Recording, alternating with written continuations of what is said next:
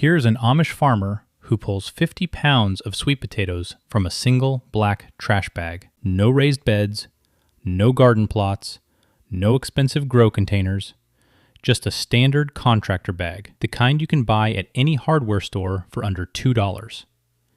And from that one bag, 2 slips, and roughly $15 in total costs, he does it every single season. Clean, heavy, root to root. That is not a typo. Most people laugh when they hear it, and then they see the harvest, and they stop laughing. Here is what nobody is telling you. The bag is not a workaround. It is not a budget hack for people who cannot afford real containers. It is, by every biological measure, a superior growing environment for sweet potatoes. The Amish farmer knows this. He has always known this. And by the end of this video, you are going to understand exactly why. Stay with me. Before a single slip goes into a single bag, you need to understand something fundamental. Something the Amish farmer understood long before the gardening world caught up. Sweet potatoes do not grow the way most people think they grow. In open ground, a sweet potato plant does not build downward. It sprawls. The tubers follow the path of least resistance through the soil, and that path is almost always horizontal. Outward, sideways, scattered. You plant in one spot, and by harvest time, your tubers are buried 3 feet in every direction, half of them the size of your thumb, because the plant divided its energy across too wide a space with too little structure to concentrate it. That is the core problem with in-ground sweet potato growing. Not pests, not disease, not the wrong variety. The problem is geometry. When a plant can send its energy in every direction, it does, and you pay for it at harvest. The Amish farmer solved this without a single piece of modern equipment.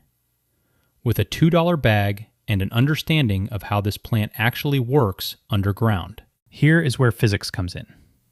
A contractor bag creates a boundary, a physical wall. And that wall does something that no garden bed, no raised planter, no open soil can replicate. It forces the tubers to redirect. When a developing tuber reaches the bag wall, it cannot go outward. So it turns downward, into the deepest part of the growing column, into the richest, most oxygenated layer of the soil mix. That forced vertical development is not just convenient. It is the entire mechanism behind the yield. Instead of 25 small, scattered tubers spread across 4 feet of garden bed, the Amish farmer gets 10 to 15 large, dense, heavy tubers packed into a single vertical column inside one contained bag. The concentration of that harvest is what produces the 50-pound number. Not luck, not decades of farming tradition alone. Applied physics and basic plant biology working together inside something you can buy in bulk for less than a coffee. That is the foundation. Now let us build the system the way he builds it. Most people who try this method fail before they plant a single thing. The Amish farmer watches it happen every season with neighbors who borrow the idea but skip the details. They use a kitchen bag, thin plastic, built to hold rubbish once and get discarded. Under 40 pounds of moist soil, it tears. In direct sunlight over a growing season, it breaks down. It cannot hold the structural pressure of expanding tubers. The harvest fails, and they blame the method. The method is not the problem. The Amish farmer uses a contractor-grade, heavy-duty bag. the kind sold at hardware stores for under $2 per bag. Built for heavy loads. UV resistant through a full season outdoors. Structurally capable of holding everything the system demands of it. His preparation is non-negotiable. He punches 20 to 24 holes across the entire bottom third of the bag. Not just the base floor, the lower sides too. As soil settles over the season, the drainage zone must extend higher than the bottom panel alone. Skip this step and the tubers sit in waterlogged soil by midsummer. Waterlogged soil produces rot, not yield. Then he folds the top of the bag down by about 6 inches. This rolled cuff reinforces the rim against tearing and gives a clear visual marker for soil depth. He places the bag in its permanent location before filling it. Once it holds 50 pounds of moist growing medium, it does not move safely. He chooses a hard surface every time. A patio, a driveway, a deck. Not bare soil, not grass. Grass beneath the bag creates a pathway for slugs and allows roots to escape through the drainage holes into the ground, which defeats the entire containment principle of the method. The bag is positioned. Now, what goes inside it matters more than most people expect. Standard potting mix will grow sweet potatoes. It will not grow 50 pounds of sweet potatoes. The Amish farmer knows the difference comes down to 3 things. Sweet potatoes need exceptional drainage. Tubers that sit against moisture-saturated soil develop surface rot and corky skin. The yield quality collapses before you ever reach harvest.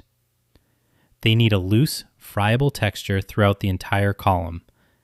Dense, compacted soil physically restricts tuber expansion. A tuber pushing into compressed earth grows slower and reaches a smaller maximum size. The physics are simple. Give it space to expand, and it expands. Compress it, and it stops. And they need a very specific nutrient profile. High potassium, high phosphorus, deliberately low nitrogen. This is the piece most beginner growers get completely wrong. Nitrogen drives vine growth. Lush, long, beautiful green vines, with almost nothing underground to show for it at harvest.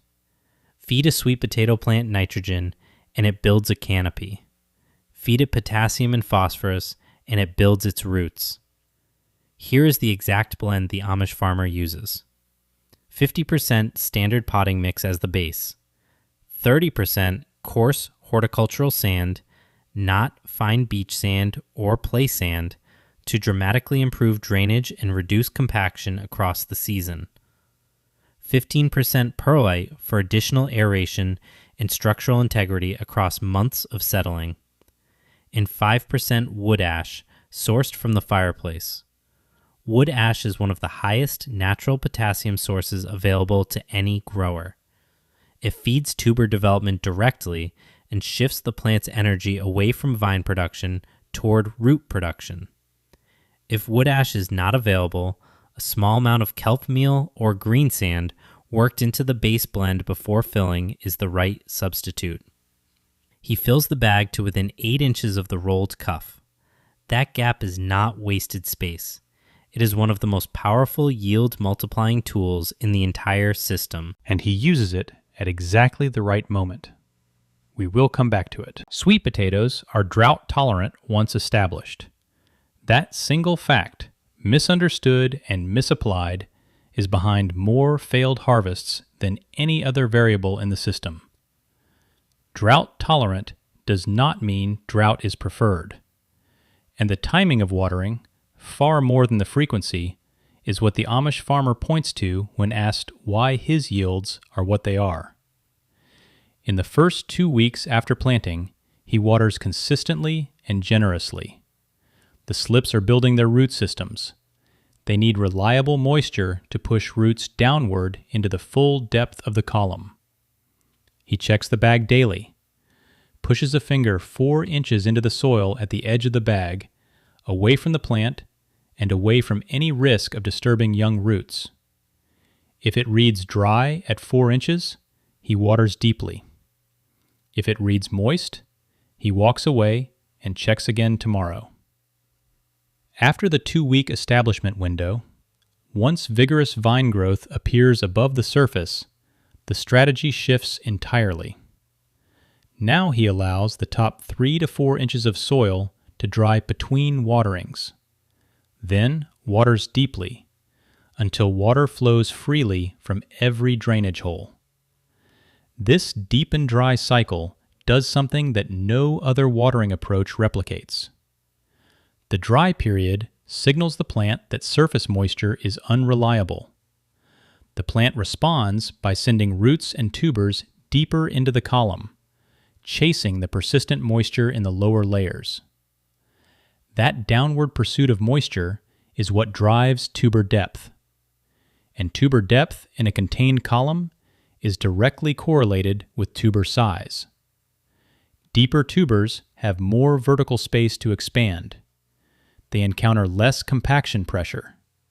They grow larger, denser, and heavier than anything sitting near the surface.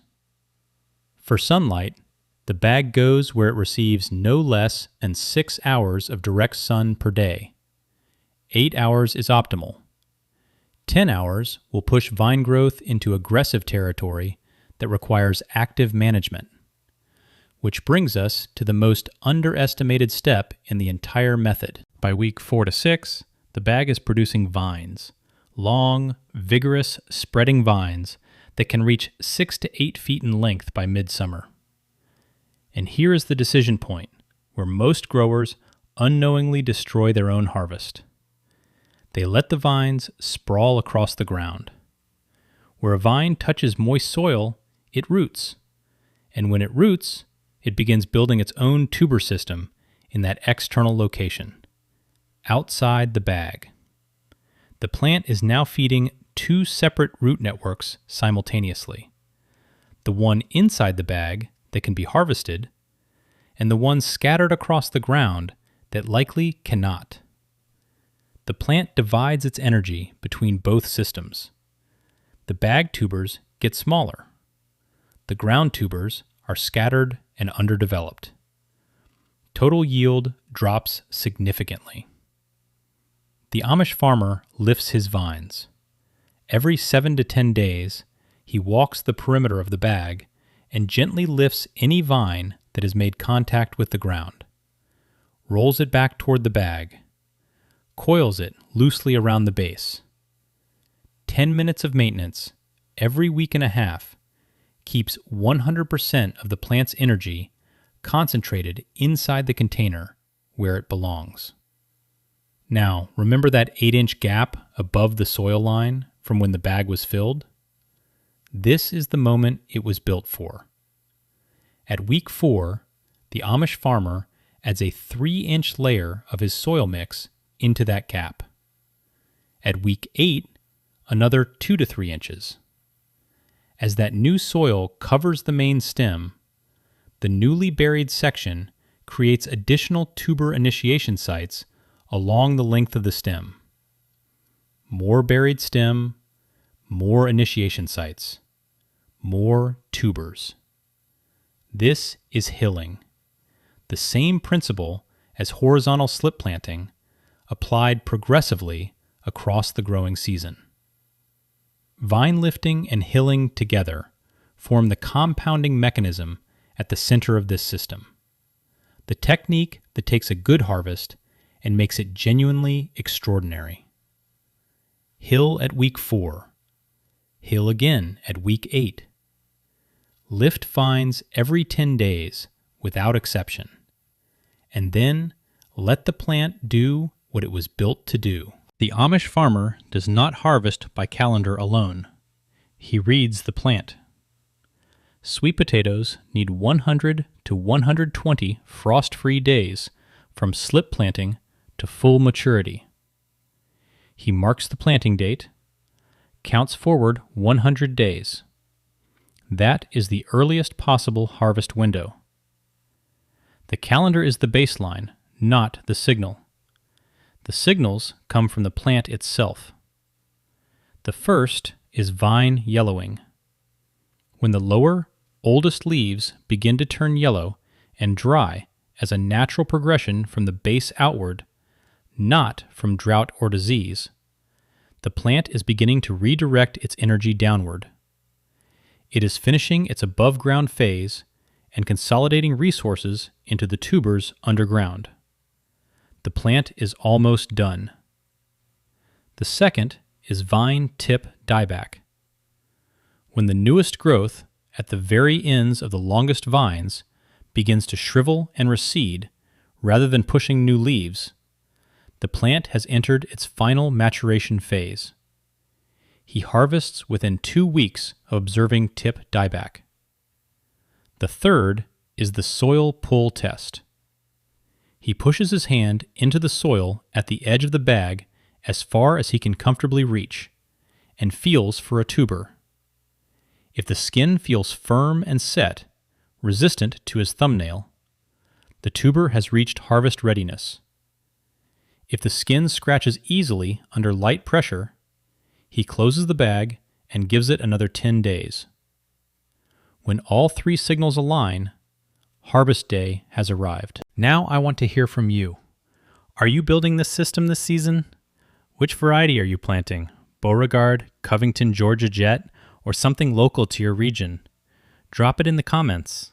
And tell me what country you are watching from, because this method works in every climate, every growing zone, every container setup across every continent. Someone reading those comments right now needs to know it works where they are.